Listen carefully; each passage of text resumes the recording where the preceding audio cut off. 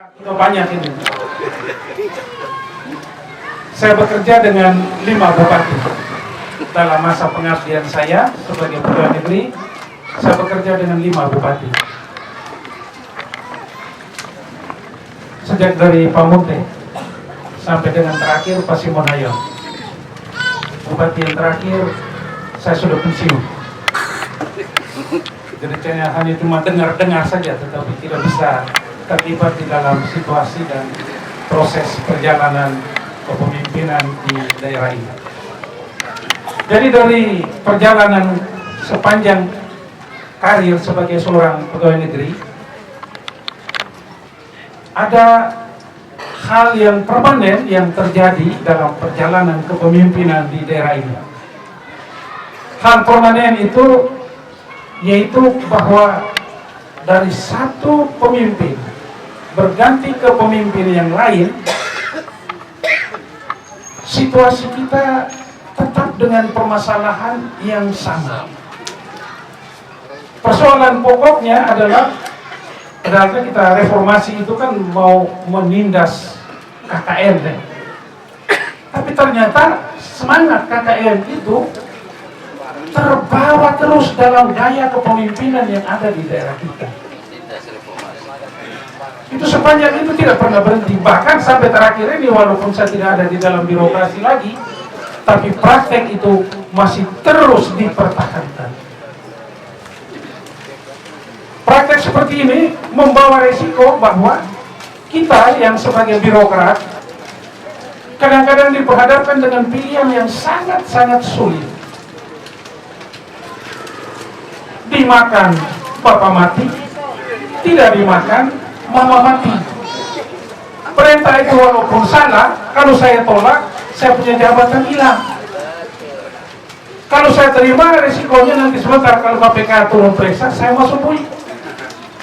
Pilihannya sama-sama tidak enak. Tapi buat saya pribadi, saya tidak pernah ikut. Siapapun bupati, ketika engkau perintah yang salah, mohon maaf, saya tidak akan pernah ikut. Dan itu prinsip yang dibawa dalam perjalanan karir saya. Saya tidak pusing peduli, mau mutasi saya atau mau berhenti saya dari jabatan bukan urusan. Saya juga tidak pernah lamar jadi pejabat kok. Saya lamar jadi pegawai negeri. Sehingga saya masih bisa berdiri tegak di hadapan seorang pemimpin ketika dia mengajak saya untuk masuk di dalam praktek-praktek KKN. Dan itulah yang sebenarnya membawa kepemimpinan di daerah kita ini membawa resiko-resiko yang tidak kecil. Kenapa sampai seperti itu? Karena dengan gaya kepemimpinan yang masih semangat tinggi dengan KKN itu menyebabkan birokrasi tidak bisa berkembang, kreativitas birokrasi mati. Saya beri contoh saja dalam pengalaman saya ini begini. Ketika sidang di Dewan, rapat di Dewan ya, membahas satu kebijakan daerah, apa itu penetapan anggaran ataupun perda-perda yang lain, ketika memasuki final pembahasannya, kami dari birokrasi-birokrasi yang ada itu dikumpul oleh bupati. Ketua patungan kumpul uang. Kumpul uang ini untuk disuplai ke anggota dewan. Dan ini, praktek ini dijalani sepanjang perjalanan. Dan saya tidak pernah kumpul. Begitu mereka datang kumpul di saya bilang, daripada saya beri ke sana, lebih baik saya beri saya punya pegawai. Lalu saya mau beri ini, mata anggarannya ada di mana? Persoalannya, kalau mata anggaran di belanja instansi saya, tidak ada sedia anggaran untuk kepentingan yang begitu-begitu. Dan kalau kamu mau kumpul saja di tempat lain, mungkin kalau sedia ambil pencuri dari mana, itu urusan mereka. Tapi untuk saya tidak pernah kasih. Dan itu saya lakukan. Nah, kondisi seperti begini mungkin pada Pak Lukman dan Pak Sakat Beliau berdua ini latar belakang birokrasi, tentu sepanjang perjalanan mereka sebagai birokrat, mereka sudah melihat ada praktek-praktek seperti itu dari pemimpinnya, bukan dari mereka. Tapi kadang-kadang mereka dibawa masuk di dalam pencobaan. Iman mereka kalau kuat, mereka akan bertahan. Dan ternyata mereka dua kuat imannya untuk menghadapi godaan. Sehingga sampai dengan hari ini mereka dua sudah menjadi pegawai negeri. Sudah. Artinya sudah selesai. Sudah.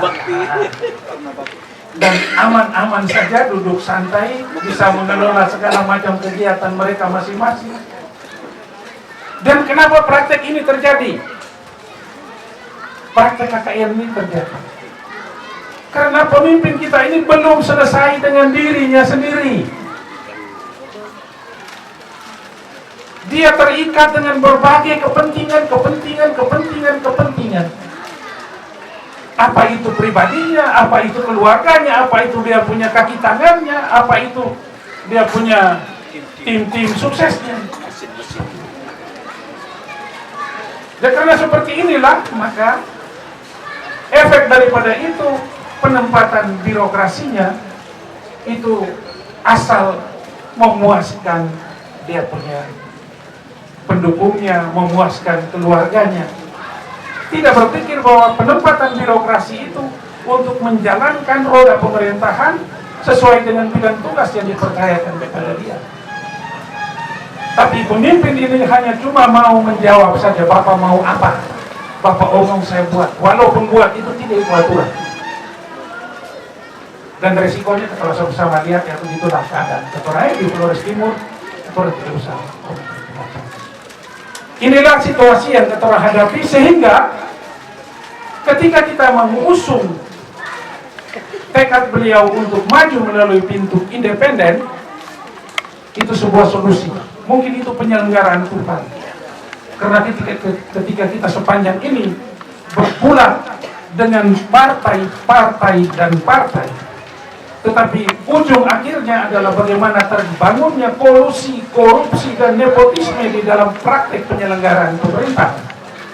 Maka kalau hari ini datang melalui pintu independen, kita boleh berharap bahwa mereka tidak terikat dengan berbagai kepentingan lain, semata-mata hanya mereka berpikir tentang bagaimana memberdayakan birokrasi secara profesional untuk bisa membantu beliau berdua dalam memimpin dan menyelenggarakan roda pemerintahan, pembangunan dan pelayanan masyarakat di daerah kita ini. Mudah-mudahan lebih baik ke depan.